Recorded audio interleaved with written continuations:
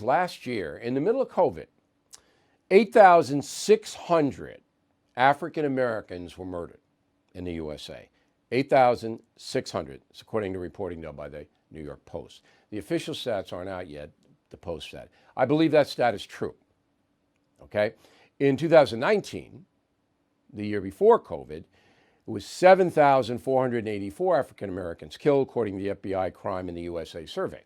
So in 2 years, you have 16,000 African Americans murdered, far beyond, proportionally, whites or Hispanics or Asians. So remember, blacks are 13% of the population.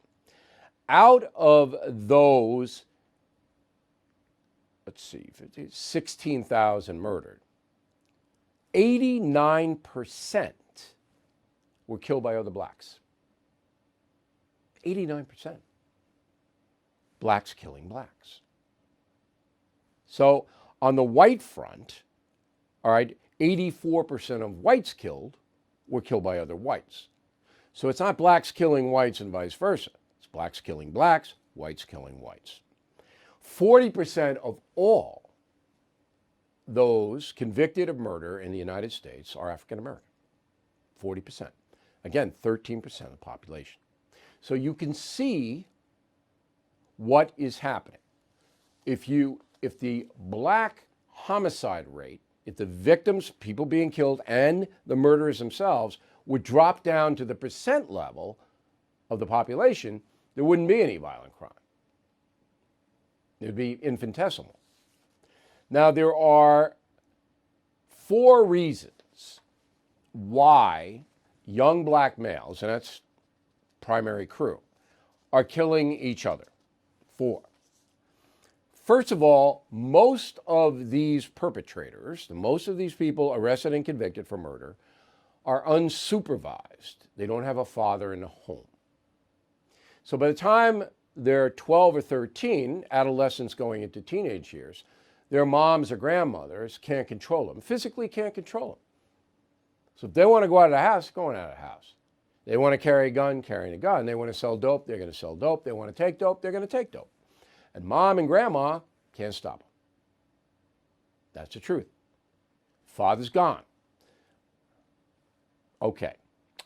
The second reason is that the white politicians and the black politicians, interestingly enough, so all politicians, are afraid to tell you what I just told you.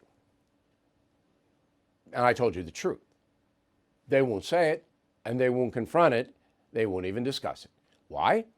Because if a white politician says what I just said, he's deemed a racist. You're racist.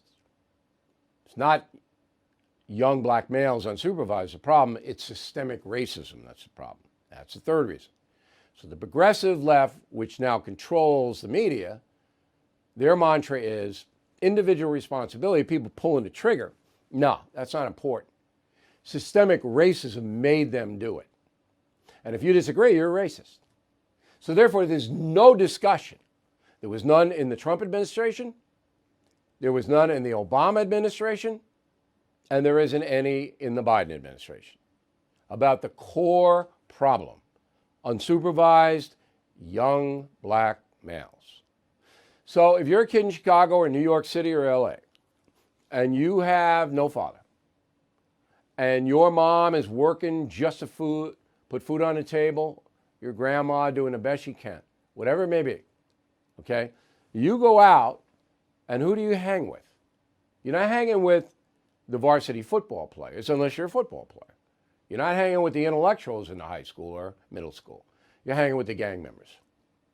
And the gang members recruit kids like this. They know who the weak kids are. They know who the unsupervised kids are. How many times have we seen a young 12, 13, 14-year-old, and it could be any color, by the way, not necessarily black, out and arrested at 2 a.m., 3 a.m. And everybody goes, oh, where are the parents? They're not there. Kid wants to leave the house at midnight. Mom can't stop the kid. Mom calls the cops aren't going to do anything. Okay. So, and the final reason that this problem is never going to get better in my lifetime, and I don't believe it will, is because the left uses the violence in the black community, uses it. And Chicago is the best example. It's going on for decades. They haven't done one thing to mitigate it. They use it to tell the people, the voters, our system's corrupt. Not the family is falling apart. Never. Our system, our whole system is corrupt. We need to change it and give power to the progressives who we know how to present a just society. Yes, social justice. Well, Black Lives Matter doesn't care about homicides. They don't. If they did, they'd be demonstrating in Chicago and New York and LA and other cities, Baltimore, St. Louis. That's where they'd be. They'd be demonstrating. Stop the murder. Stop the homicide, right? Never. They don't care. They want to break the society down into a socialist situation where central government controls everything we do. Okay, got it? Has everybody got it? If you disagree with me, please, bill@BillO'Reilly.com. Bill@BillO'Reilly.com. I don't know how on earth you could disagree with me. All right, I know what I'm talking about here. I know plenty of police, plenty of social workers, plenty of politicians. I've studied this issue myself. What I told you is 100% true. No one else will ever tell you that.